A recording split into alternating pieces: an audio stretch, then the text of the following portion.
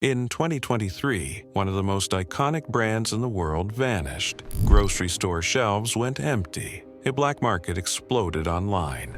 Bottles were selling for $70, even $100. But this wasn't a sneaker or a luxury watch. It was a $5 bottle of hot sauce. How did Huy Fong Foods, the undisputed king of Sriracha, completely collapse? It wasn't an accident. It was a choice. This is the story of the billion-dollar decision that destroyed America's favorite hot sauce. For decades, Huy Fong Sriracha was a cultural phenomenon. The bottle with the rooster logo was more than a condiment. It was an immigrant success story.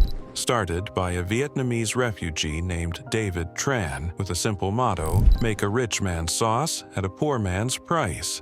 Tran built his empire on a defiant philosophy. No advertising, no salesmen. He didn't need them. The sauce itself, a perfect, addictive balance of heat, sweet, and garlic, was the marketing. It was thick and rich, a stark contrast to the thin, vinegar-heavy American hot sauces of the time. Sriracha broke out of the ethnic food aisle and conquered the mainstream, spreading from aho restaurants to diners to high-end kitchens. For 40 years, the brand was built on a single promise: consistency. Same bottle, same taste, always on the shelf. This reliability built a fanatical, cult-like following, and it was that fierce loyalty that would be put to the ultimate test.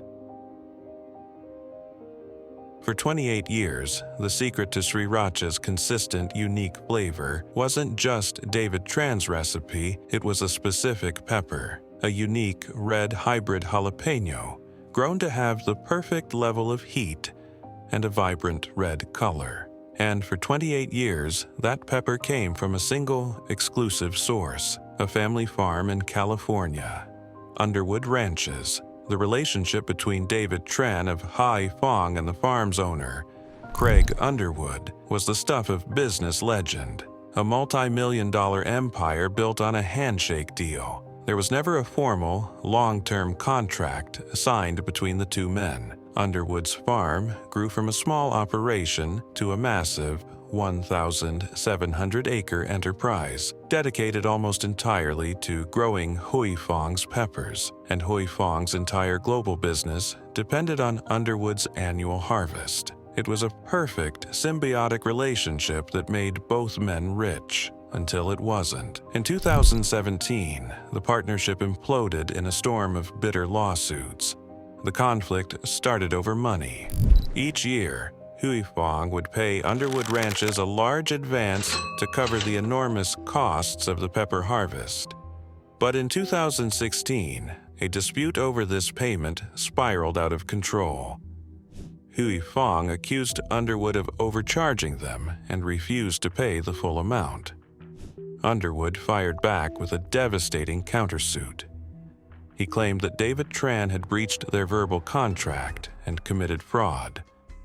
The lawsuit alleged that Tran had created a secret front company in 2016, specifically to steal Underwood's pepper-growing secrets and to poach his top employees, all while still in their exclusive partnership. The fight was brutal and personal. After a lengthy trial, the jury sided with the farmer. They found that Huy Fong had not only breached its contract, but had acted with malice and oppression. Huy Fong Foods was ordered to pay Underwood Ranches over $23 million in damages. But the real damage was already done. The handshake deal that had built a billion-dollar brand was shattered.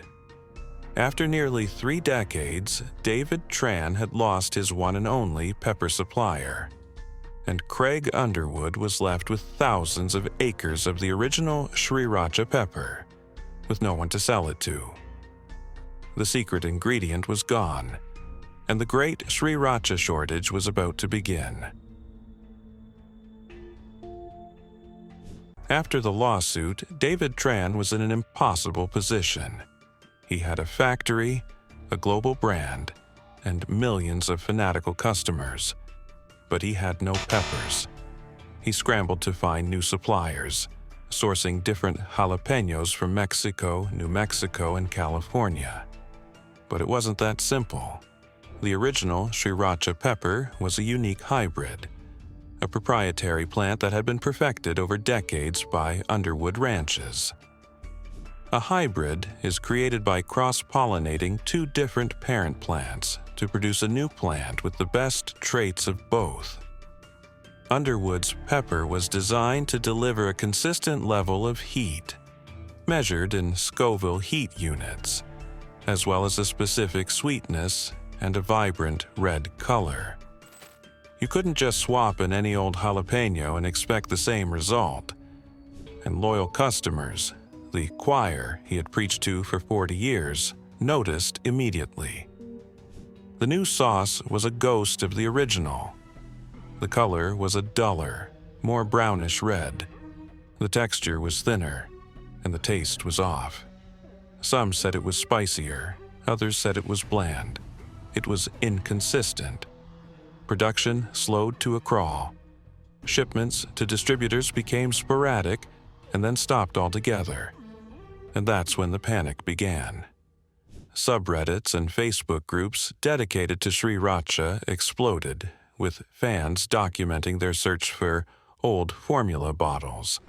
People started hoarding their last few bottles. Grocery stores that still had stock implemented one-per-customer limits, and a bizarre black market emerged. An entire ecosystem of online scalpers on eBay and Amazon began selling old formula bottles, with 2-packs going for over $120. But the biggest winner in the Sriracha chaos was Craig Underwood, the spurned farmer. He still had the peppers, the real peppers, so he decided to build a competing brand. He launched his own line of hot sauces, including a Sriracha, using the exact same pepper that had built the Huy Fong empire for 28 years. He marketed it as the true, original flavor. It was the ultimate revenge. While Huy Fong was struggling to replicate its own formula, its greatest rival was selling the original, right under its nose. Today, Huy Fong Sriracha is back on most store shelves, but the magic is gone because the trust is broken. Dozens of new competitors, including Underwood Ranch's own sauce, have gained a permanent foothold in the market. The cult of the rooster may never fully recover. So, what can we learn from this corporate disaster? It's a perfect case study in a high-stakes business strategy, the one we call the scarcity play. The play is when a brand becomes so iconic that the absence of the product becomes a more powerful marketing tool than the product itself. Luxury brands like Rolex and Hermes are masters of this. They deliberately limit their supply to create a sense of exclusivity and drive up demand. Limited edition sneakers from companies like Nike use the same tactic, creating a frenzy in the secondary market. Scarcity creates hype. It makes loyal fans feel like they are part of an exclusive club. But the story of Sriracha is a cautionary tale. It shows what happens when scarcity isn't a clever marketing gimmick, but the result of a single, catastrophic business decision. Huy Fong didn't just create a shortage. They broke the foundational promise of their brand, consistency, the very thing that had built their cult following. The brand's mystique was built on being the reliable, affordable sauce that was always there. They gambled that their iconic rooster logo was more important than the specific pepper that made it famous. They lost the bet that the brand was stronger than the product. It is a lesson for every company and consumer that a brand is a promise and it is broken. Not even the most loyal fans will stay forever. That is Eatonomics.